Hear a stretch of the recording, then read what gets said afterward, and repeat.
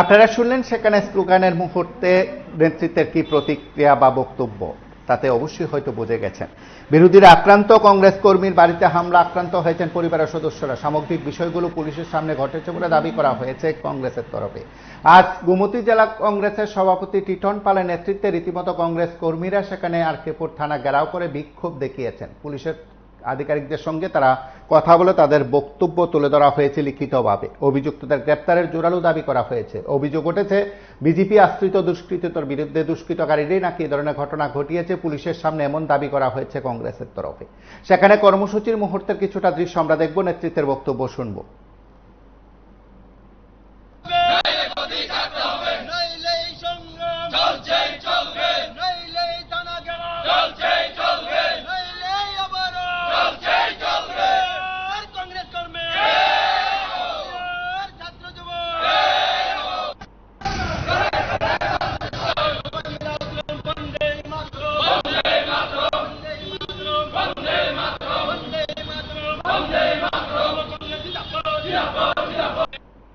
গতকালকে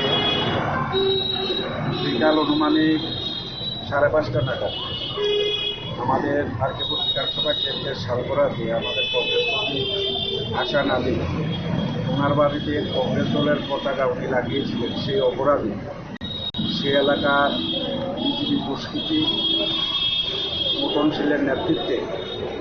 শীলের নেতৃত্বে প্রায় 30-40 জন সংঘবদ্ধভাবে সেখানে আমাদের কংগ্রেস কর্মী হাসান আলীর উপর সেখানে দা, লাঠি, রড নিয়ে আক্রমণ করে ওনাকে বাঁচানোর জন্য যখন ওনার স্ত্রী সেখানে আসেন ফিরুজা বেগম, ওনারকেও প্রচণ্ডভাবে সেখানে রড দিয়ে সেখানে আঘাত করা হয়েছে মাথাতে, পায়ে ওনার মাথা ফেটে গেছে।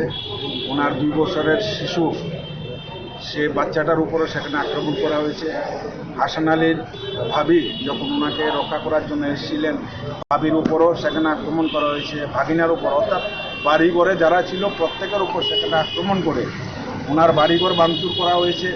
ওনার ঘর থেকে মূল্যবান জিনিসপত্র, টাকা পয়সা সেখানে লুট করা হয়েছে। হাসান আলীর উপর যখন আক্রমণ হয় ওনার আত্মরক্ষার সাথে উনি পালিয়ে কোনো ক্রমে সেখানে ওনার জীবন রক্ষা করেন। সেই সমস্ত বিজেপি দুষ্কৃতীরা ওনার বাড়ি ভাঙচুর করার পর, তাদের আক্রমণ করার পর পরবর্তী সময় শালগড়া যমুনিতে হাসান আলীর ভাইয়ের একটা দোকান ছিল, ফলের দোকান, সে দোকান ভাঙচুর করে হাসান আলীর ভাইয়ের উপরও সেখানে আক্রমণ করা হয়। সাথে যোগাযোগ করেছি, থানার ইনচার্জের সাথে কথা বললাম, এসডিওর সাথে সেখানে দফায় কথা বললাম। আমরা বললাম আক্রমণ করেছে, পুলিশ গিয়েছে, সব কিছুই সেখানে ঠিক আছে, কিন্তু ওই যে আক্রান্ত যে মহিলা, যে ফিরুজা বেগম, যার মাথা ফেটে সেখানে রক্ত ঝরছে, পাও ফেটে গেছে, হাঁটতে পারছেন না, 5:30 থেকে একটা ঘরের মধ্যে গৃহবন্দী অবস্থায় আছেন। আমরা পুলিশকে সেখানে বারবার বলেছি যে এই মহিলাকে অন্তত আপনারা হাসপাতালে অ্যাডমিট করার সেখানে ব্যবস্থা করেন।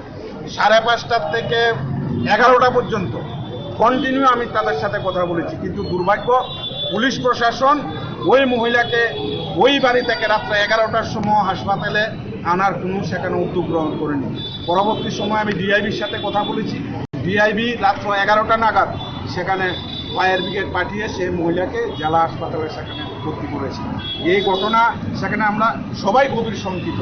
একটা আক্রান্ত মহিলা, তার শরীর থেকে রক্ত ঝরছে, পা থেকে রক্ত ঝরছে, হাঁটতে পারছেন না, সেখানে পাবলিক গাড়ি সেই মহিলাকে বিজিবি গুন্ডাদের ভয়ে বাড়ি ব্যারিকেড করে রেখেছেন, হাসপাতালে সেখানে আসতে পারছেন না। পুলিশের কাছে বারবার সেখানে বলেছি আমরা যে অন্তত মহিলাকে হাসপাতালে নিন। 5:30 থেকে রাত্র 11টা পর্যন্ত পুলিশ প্রশাসন সেখানে মহিলাকে হাসপাতালে নেওয়ার উদ্যোগ গ্রহণ করেনি। এটা অত্যন্ত সেখানে দুর্ভাগ্যজনক। আমরা পুলিশ প্রশাসনের কাছে এসেছি, ফিরুজা বেগম এখন উদয়পুর জেলা হাসপাতালে খুব আশঙ্কাজনক অবস্থায় আছেন। ওনার মাথায় সিলি লেগেছে, পায়ে সিলি লেগেছে, উন্নত চিকিৎসার জন্য হয়তো বাইরে নেওয়া হতে পারে।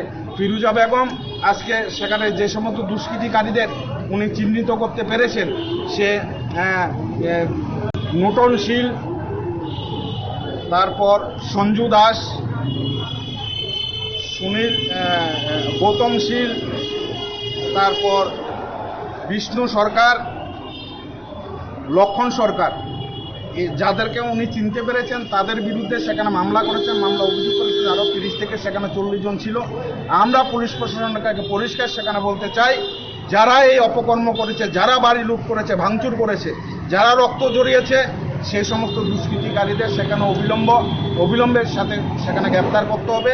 না হলে আগামী দিন জেলা কংগ্রেস সেখানে আরো বৃহত্তর আন্দোলন আমরা সংগঠিত করতে বললাম। 5:30 থেকে রাত্র 11টা পর্যন্ত এই মহিলা সেখানে পড়েছিল, রক্তাক্ত অবস্থায় পড়েছিল। পুলিশ প্রশাসন সেখানে তাকে রেস্কিউ করে হাসপাতাল নেওয়ার জন্য কোনো উদ্যোগ সেখানে গ্রহণ করেনি। এছাড়া একটা বিষয়, পুলিশের সামনে নাকি তা ভাঙচুর করা হয়েছে। পুলিশের সামনে পুলিশ টুটু জগন্নাথের মতন সেখানে দাঁড়িয়ে আছে, দুষ্কৃতিকারীরা পুলিশের সামনে সবকিছু সেখানে ভাঙছে। শুধু হাসান আলীর বাড়ি তো ভেঙেছে এমন কোনো কথা নয়, তার পার্শ্ববর্তী আরো কয়েকটা বাড়ি সেখানে ভেঙেছে। আমরা শুনেছি সেখানকার একজন কন্ট্রাক্টর অঞ্জন বদ্দর বাড়িও নাকি ভাঙচুর করা হয়েছে, গাড়ি নাকি সেখানে ভাঙচুর করা হয়েছে। পুলিশ সেখানে দাঁড়িয়ে আছেন, বিজেপি মিছিল করে সেই তাণ্ডব লীলা করছে। নূতনশীল আজকে শুধু এই ঘটনা নয়, বহু ঘটনার সাথে সেই লোকটা সেখানে জড়িত। আমরা দাবি করব এবং আমরা একটা প্রতিনিধি দল এসপি সাহেব আছেন, এসপি সাহেবের কাছে যাব। আমরা পরিষ্কারভাবে বলতে চাই, এভাবে একটা প্রশাসন সেখানে চলতে পারে না। শালগড়া কংগ্রেস কর্মীর উপর হামলাকারীদেরকে অবিলম্বে গ্রেফতার করতে হবে। আপনারা শুনলেন সেখানে জেলা কংগ্রেস সভাপতি টিটন পালের বক্তব্য। তার পাশাপাশি কংগ্রেস কিন্তু এই সময়ে ইস্যুতে ময়দানে, সিপিএম কোথায় উঠল প্রশ্ন। আপনারা দেখতে থাকুন PV24।